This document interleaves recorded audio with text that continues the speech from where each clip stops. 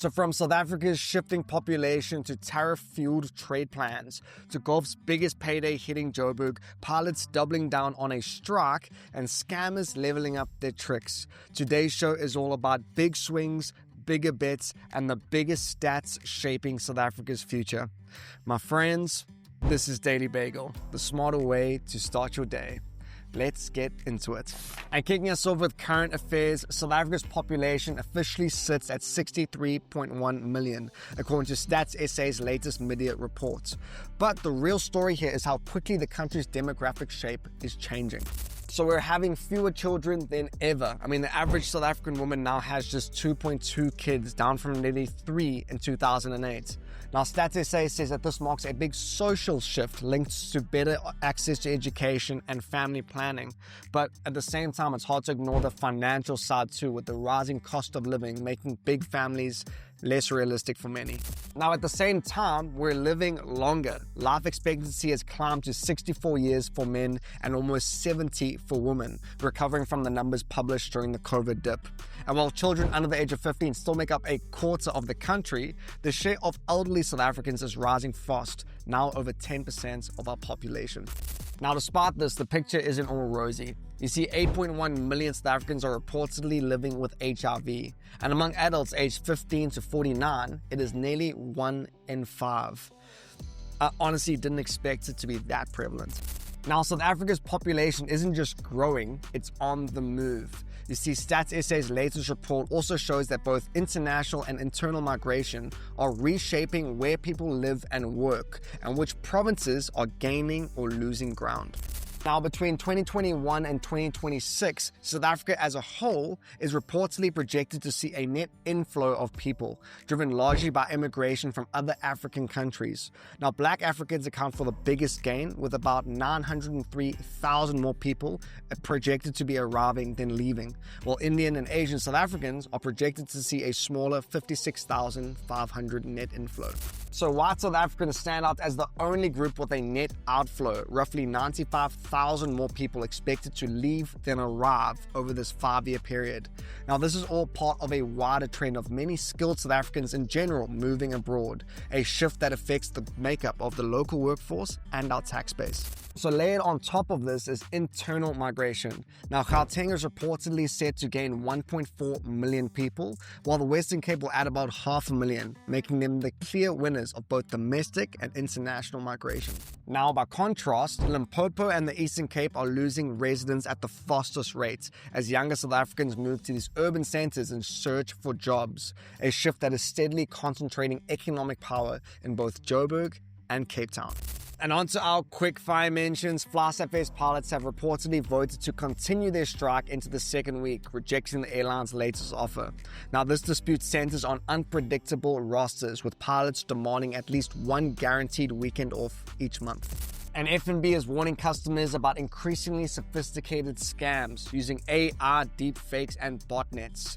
While reported fraud dropped slightly last year, the bank says that these faster payment systems could make scams more frequent and harder to stop. Be careful out there. And on to our finance section. The clock is quickly ticking towards August 1st, when the US will officially slap a 30% tariff on a range of South African exports. While key minerals like platinum and gold are exempt, industries such as citrus farming and auto parts face huge losses if Washington doesn't grant a last-minute concession. But you see, these looming tariffs have had an unintended consequence. They've jolted South Africa's Trade Department into action.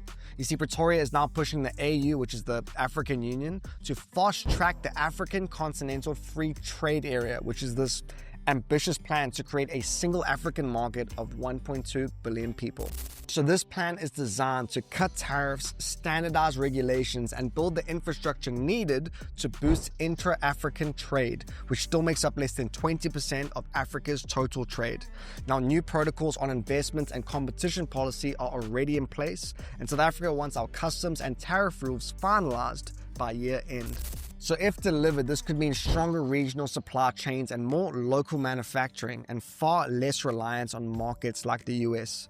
Now, of course, this isn't ideal. The US consumer market is massive, but when things aren't within your control, you got to make the best of a bad situation. And moving straight on to our sports section, South Africa is finally getting its own live golf event, and fans can't wait. You see, over 10,000 early bird passes were already snapped up in just 24 hours for the tournament, which tees off in Steyn City from the 20th to the 22nd of March next year. And let's just say this is going to be massive. The Saudi-backed series will bring a 54-man field packed with stars like John Rahm, Bryson DeChambeau, Brooks Koepka, and Cameron Smith, alongside our very own Stinger GC team, led by Louis Oosthuizen, Charles Schwartzel, Dean Burmester, and Brandon Grace. Now, how interesting is this? With a $25 million prize fund, $4 million to the winner, and $3 million to the top team, it will reportedly be the most lucrative sporting event held in South Africa since the 2010 World Cup. So Sports Minister Gayton McKenzie says that tickets will stay affordable, starting at around 400 to 600 Rand a day, with kids under 12 free. And the price even purportedly includes a free concert. For Louis Oosthuizen, though, he says this is a payoff to a 2-year push to bring live golf to home soil. And on to our quick-fire mentions. Max Verstappen was fuming after Sunday's Belgian Grand Prix was delayed by 80 minutes because of heavy rain. He argued that the race should have started behind the safety car to clear water, calling the organizers overly cautious.